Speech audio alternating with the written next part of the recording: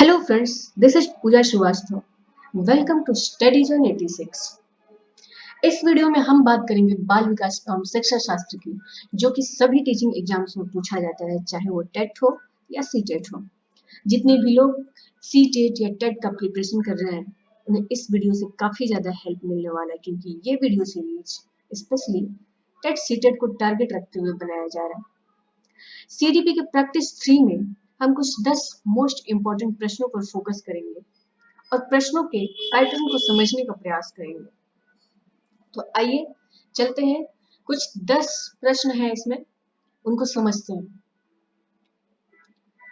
प्रश्न फर्स्ट है, निम्नलिखित में से कौन सा स्तंभ क के बच्चों को स्तंभ ख में उनके प्राथमिक विशेषताओं के सही मिलान को प्रस्तुत करता है?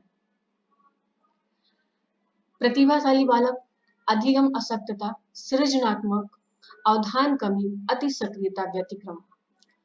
ये विशेषताएं हैं इनकी।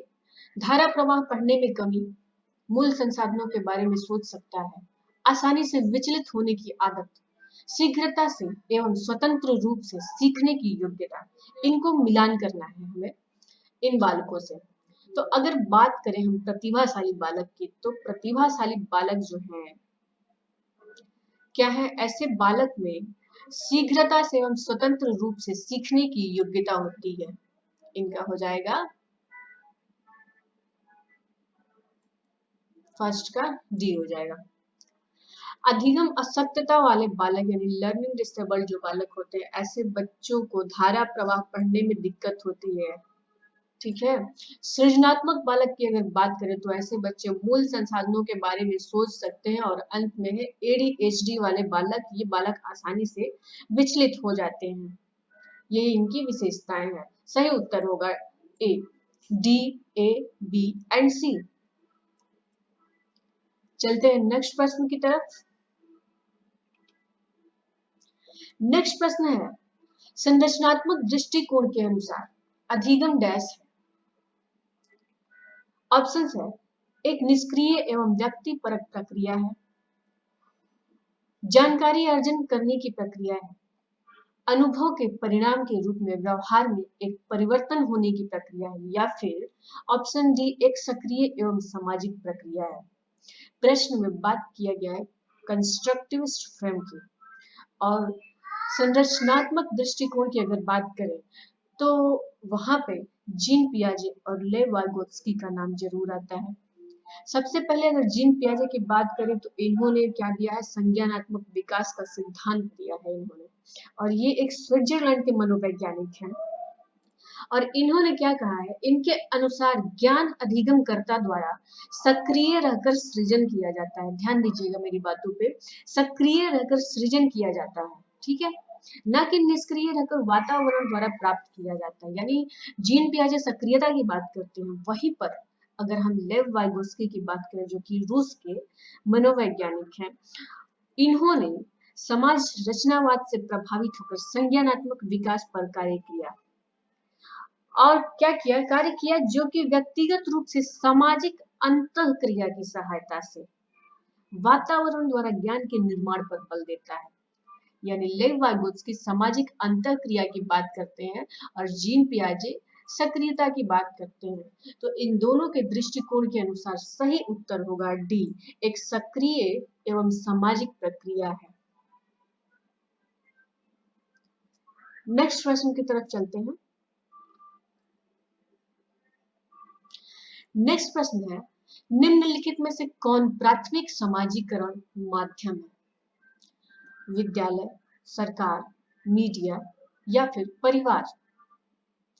फ्रेंड्स, ये प्रश्न बहुत ही आसान है। जहां भी प्राथमिकता की बात आए, प्राथमिक समाजीकरण की बात अगर आए, तो देखिए, एक जब छोटा बच्चा है, वो जन्म लेता है, तो अपनी हर एक आवश्यकताओं के लिए वो अपने पेरेंट्स पे डिपेंड रहता है, ठीक है, और परिवार में ही अपना प्रारंभिक जीवन प्रारंभ करता है, ठीक है, और परिवार में ही वह ज्ञान, व्यवहार, तौर तरीके और क्या बोलते हैं कि संस्कार, ये सब कुछ सीखता है, अर्जित करता है, जो उसके सामाजिक होने की प्रक्रिया का प्रारंभिक सोपान है। इसलिए परिवार ही होगा प्राथमिक समाजीकरण का माध्यम। सही उत्तर होगा डी। नेक्स्ट प्रश्न है, नेक्स्ट प्रश्न मोटर डेवलपमेंट से। चालक विकास की दर में व्यक्तिगत विविधताएं होती हैं, फिर भी मोटर डेवलपमेंट का सीक्वेंस डैश से डैश तक है। इसका क्रम है, एक सीक्वेंस निश्चित है और वो क्रम पूछा है प्रश्न में कि वो क्रम क्या है। ऑप्शन है अधोगामी, शीर्षगामी, यानी पहले प्रोक्सिमोडिजिटल विकसित होता है, उसके बाद सेफेलोपोडल होता है विकसित। या फिर ऑप्शन डी है अपरिष्कृत स्थूल चालक विकास पहले डेवलप होता है, उसके बाद परिष्कृत सूक्ष्म चालक विकास बाद में डेवलप होता है। यानी कि पहले कह रहा है ग्रॉस मोटर डेवलपमेंट होता है, उसके बाद फाइन मोटर डेवलपमेंट होता है। ऑप्शन सी कहता है कि नहीं, परिष्कृत सूक्ष्म चालक विकास, अपरिष्कृत स्थूल चालक विकास। कहता है कि पहले फाइन मोटर डेवलपमेंट होगा, उसके बाद ग्रॉस मोटर डेवलपमेंट होगा। या फिर पहले शीर्षगामी, अधोगामी, यानी सेफेलोपोडल डेवलपमेंट पहले होगा और प्रोक्सिमो डिजिटल बाद में होगा। सीक्वेंस क्या है पूछ रहा है। इस प्रश्न को करने के लिए हम एक पिक्चर को समझेंगे, तब इस प्रश्न को कर पाएंगे। फ्रेंड्स, ग्रॉस मोटर डेवलपमेंट और फाइन मोटर डेवलपमेंट की बात हो, यानी स्थूल गतिक कौशल और सूक्ष्म गतिक कौशल की बात हो रही है। ठीक है, देखिए चालक विकास की दर में व्यक्तिगत विविधताएं होती है। मोटर डेवलपमेंट में इंडिविजुअल वेरिएशंस होता है, फिर भी इसका एक क्रम निश्चित है और वो क्रम है स्थूल से सूक्ष्म की ओर ये विकास होता है। यानी पहले ग्रॉस मोटर डेवलपमेंट होता है और उसके बाद फाइन मोटर डेवलपमेंट होता है। ग्रॉस मोटर डेवलपमेंट के अंतर्गत सबसे पहले हमारी बड़ी मसल्स का डेवलपमेंट होता है। अब बड़ी मसल्स का डेवलपमेंट होता है, सबसे पहले हाथ पैर मारना हम सीखते हैं, उसके बाद अपनी मांसपेशियों को अपने पैरों हाथों को कंट्रोल में लाते हैं। और इसके अंतर्गत कुछ एक एग्जांपल्स हैं ग्रॉस मोटर डेवलपमेंट के अंतर्गत, जैसे दौड़ना, कूदना, किक मारना, जिन वो सभी काम जिनमें हमारी बड़ी मसल्स का यूज होता है उसे हम कहते हैं ग्रॉस मोटर। और सबसे पहले हमारी बड़ी मसल्स का ही डेवलपमेंट होता है, उसके बाद ही हमारी फाइन मोटर्स का डेवलपमेंट होता है। और फाइन मोटर्स डेवलपमेंट के अंतर्गत आप पिक्चर्स में देख सकते हैं वो सभी काम जो छोटे मसल्स के यूज से होता है, छोटी मांसपेशियों के यूज से होता है, उन्हें हम कहते हैं फाइन मोटर स्किल्स। और उसकी ये जो है ये ग्रॉस मोटर डेवलपमेंट के बाद होता है। देखिए पिक्चर में आप देख सकते हैं एक छोटा बच्चा अल्फाबेट्स को अपने फिंगर्स की मदद से सेट कर रहा है।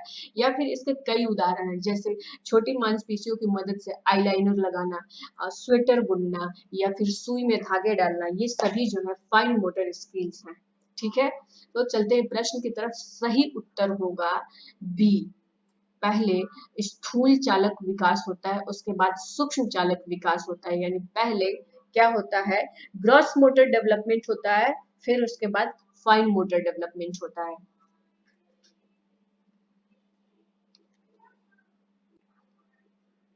नेक्स्ट प्रश्न है, वह अवधि जो वयस्कता के संक्रमण काल की पहल करती है उसे क्या कहते हैं?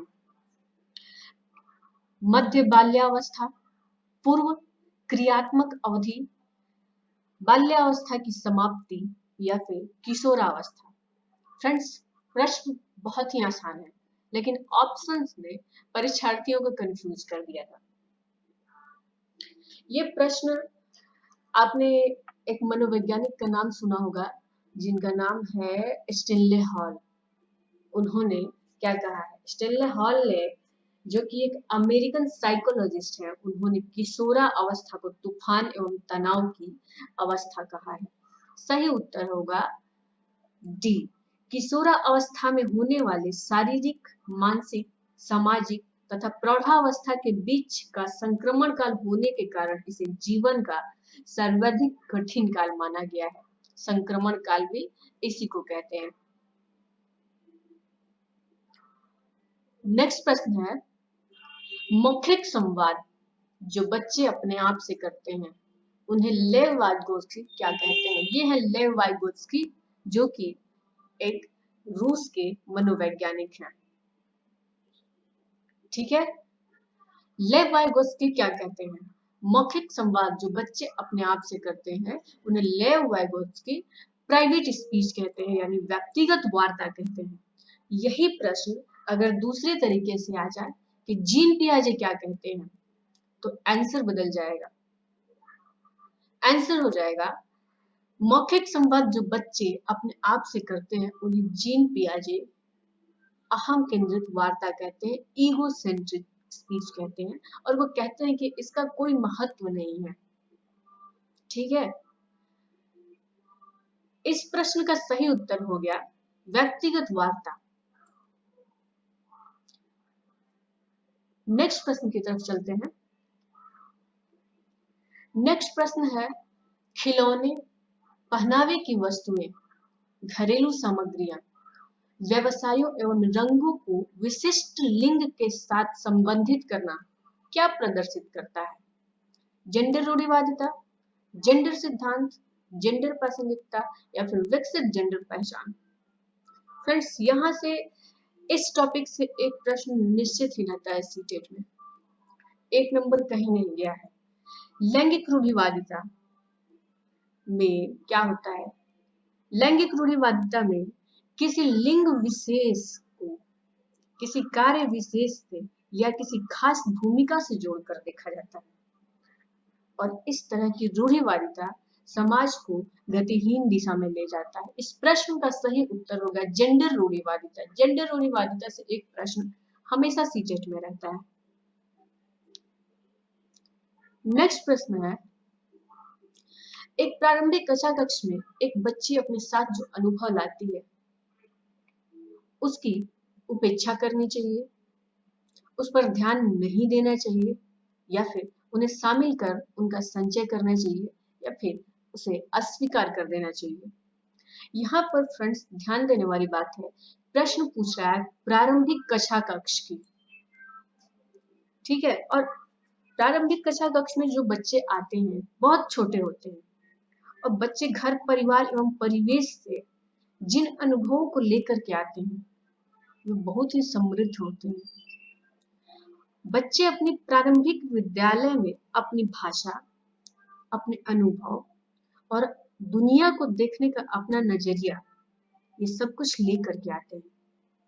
इसलिए इन अनुभवों का इस्तेमाल उनके ज्ञान के निर्माण में करना चाहिए, उन्हें शामिल एवं संचय करना चाहिए।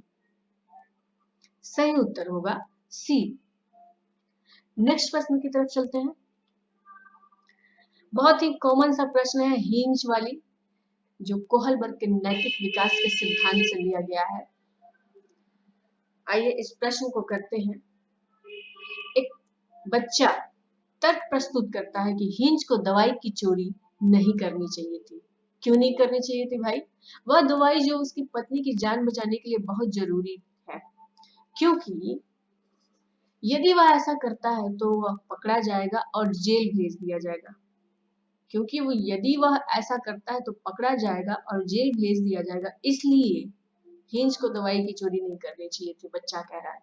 कोहलबर्ग के अनुसार वह बच्चा नैतिक समझ की किस अवस्था के अंतर्गत आता है? सामाजिक क्रम नियंत्रक अभिविन्यास, दंड एवं आज्ञा पालन अभिविन्यास, सार्वभौमिक नैतिक सिद्धांत अभिविन्यास, या फिर यांत्रिक उद्देश्य अभिविन्यास। फ्रेंड्स, प्रश्न में मैंने एक लाइन को 2 बार रिपीट किया है। बच्चा कहता है, बच्चे को इस बात का डर है कि यदि वह ऐसा करता है तो वह पकड़ा जाएगा और जेल भेज दिया जाएगा, यानी उसको दंड मिलेगा, और दंड के कारण उसे दवाई की चोरी नहीं करनी चाहिए। तो ये जो है पहले लेवल का पहला स्टेज है दंड एवं आज्ञा पालन अभिविन्यास। ठीक है, पहला लेवल है। कोहलबर्ग ने जो नैतिक विकास का सिद्धांत दिया था उसमें 3 लेवल थे और तीनों के अंदर 2-2 सब स्टेजेस थे। तो ये जो प्रश्न है पहले लेवल यानी पूर्व नैतिक स्तर जो कि 4 से 10 वर्ष की अवस्था है, उसके पहले स्टेज से दंड एवं आज्ञा पालन की अवस्था से पूछा गया है और इसमें बालक अपने नैतिक व्यवहार दंड या आज्ञा पालन से निर्धारित एवं संचालित करता है। ठीक है। अगर बात करें डी की, यांत्रिक उद्देश्य अभिविन्यास, इसको टिट फॉर टैट की भी अवस्था कहते हैं और ये पहले लेवल का दूसरा स्टेज है। पहला स्टेज है दंड एवं आज्ञा पालन अभिविन्यास और दूसरा स्टेज है यांत्रिक उद्देश्य अभिविन्यास। इसको इंग्लिश में इंस्ट्रूमेंटल रिलेटिविस्ट ओरिएंटेशन कहते हैं। और सामाजिक क्रम नियंत्रक अभिविन्यास और सार्वभौमिक नैतिक सिद्धांत अभिविन्यास, ये तीसरे लेवल के 2 स्टेजेस हैं। और हिंज जो है तीसरे लेवल के 5वें स्टेज में आता है, सामाजिक क्रम नियंत्रक अभिविन्यास पे आता है, क्योंकि वह जानता है कि चोरी करूंगा तो मुझे जेल होगा, लेकिन फिर भी वह चोरी करता है। क्यों? क्योंकि दवाई जो है उसकी पत्नी की जान बचाने के लिए बहुत जरूरी है और इंडिविजुअल राइट्स इस स्टेज में पहले होता है किसी भी रूल से। अगर हम बात करें सामाजिक क्रम नियंत्रक अभिविन्यास की, थोड़ा सा शॉर्ट में हम कोहलबर्ग के नैतिक सिद्धांत के स्टेजेस को समझेंगे, देखेंगे। ये देखिए, ये है लॉरेंस कोहलबर्ग, जिन्होंने नैतिक विकास का सिद्धांत दिया है, मोरल डेवलपमेंट का सिद्धांत दिया है, थ्योरी दिया है। और ये एक अमेरिकन मनोवैज्ञानिक है। इन्होंने अपनी थ्योरी में 3 लेवल्स दिए हैं, पहला, दूसरा और तीसरा, और इन सब के अंदर 2-2 स्टेजेस हैं। फर्स्ट है level of post conventional level, जो कि 4 to 10 इयर्स का होता है। हिंदी में इसके बहुत सारे नाम है, आप इनको नोट कर लेंगे। पूर्व पारंपरिक, पूर्व नैतिक, पूर्व रूढ़िवादी, प्राक रूढ़िगत स्तर, ऐसे करके बहुत सारे हैं। इन नामों को समझने के लिए आपको स्टेजेस को ध्यान से समझना और पढ़ना होगा, तभी सारी कंफ्यूजन क्लियर होंगे। इसके अंतर्गत सब स्टेज है punishment and obedience orientation, instrumental relativist orientation. दूसरा लेवल है नैतिक पारंपरिक रूढ़िवादी, लेवल ऑफ कन्वेंशनल मोरालिटी, जो कि 10 वर्ष से लेकर 13 वर्ष तक रहता है। इसके अंतर्गत जो सब स्टेजेस है वो है good boy, nice girl orientation और बी है अथॉरिटी मेंटेनिंग। तीसरा लेवल है level of post conventional morality, जो कि 13 इयर्स प्लस तक होता है। उत्तर नैतिक, उत्तर पारंपरिक और उत्तर रूढ़िवादी। इसके अंतर्गत जो सब स्टेजेस हैं सोशल कॉन्ट्रैक्ट ओरिएंटेशन और बी है यूनिवर्सल एथिकल प्रिंसिपल्स। लास्ट वाले स्टेज जो है यहाँ तक बहुत ही कम लोग पहुंच पाते हैं। यहाँ पर व्यक्ति अपनी अंतरात्मा की आवाज सुनता है। इस थ्योरी का डिस्कशन हम लोग एक नेक्स्ट वीडियो में करेंगे पूरे डिटेल से। फिलहाल लास्ट प्रश्न की तरफ चलते हैं। जीन पियाजे से प्रश्न है। जीन पियाजे के अनुसार बच्चे प्रेक्षणात्मक अधिगम की प्रक्रिया का अनुसरण करते हुए दूसरों का अवलोकन करके सीखते हैं, या फिर बच्चे को उद्दीपक अनुक्रिया संबंधों के सावधानीपूर्ण नियंत्रण के द्वारा एक विशेष तरीके से व्यवहार करने के लिए अनुबंधित किया जा सकता है, या फिर बच्चे को पुरस्कार एवं दंड के सिद्धांतों का प्रयोग करते हुए एक विशेष तरीके से व्यवहार करना एवं सीखना सिखाया जा सकता है, या फिर ज्ञान को सक्रिय रूप से संचरित करते हैं जैसे जैसे वे दुनिया में व्यवहार कौशलों का प्रयोग करते हैं तथा अन्वेषण करते हैं। फ्रेंड्स, यहाँ पे बात हो रही है जीन पियाजे की, और जहाँ पे जीन पियाजे की बात हो रही है वहां पे सक्रियता की बात होती है। जीन पियाजे कहते हैं कि बच्चा ज्ञान का सृजन करता है, सक्रियता से सीखता है बच्चा। ठीक है, ज्ञान को सक्रिय रूप में संचरित करते हैं जैसे जैसे वे दुनिया में व्यवहार कौशल का प्रयोग करते हैं तथा अन्वेषण करते हैं। ठीक है, और ये हैं आपके जीन पियाजे, जिन्होंने दिया है संज्ञानात्मक विकास का सिद्धांत, अंग्रेजी में कहें तो Piaget theory of cognitive development in children. ये है जीन पियाजे, और अभी मैंने थोड़ी देर पहले आपको बताया ये है एक स्विट्जरलैंड के मनोवैज्ञानिक, और इन्होंने ही दिया है संज्ञानात्मक विकास का सिद्धांत। ठीक है, जिसमें क्या कहा है इन्होंने कहा है अज्ञान जो है अधिगमकर्ता द्वारा सक्रिय रहकर सृजन किया जाता है, न कि निष्क्रिय रहकर वातावरण द्वारा प्राप्त किया जाता है। ठीक है, उम्मीद करती हूँ ये 10 प्रश्न आपको अच्छे से समझ में आया होगा।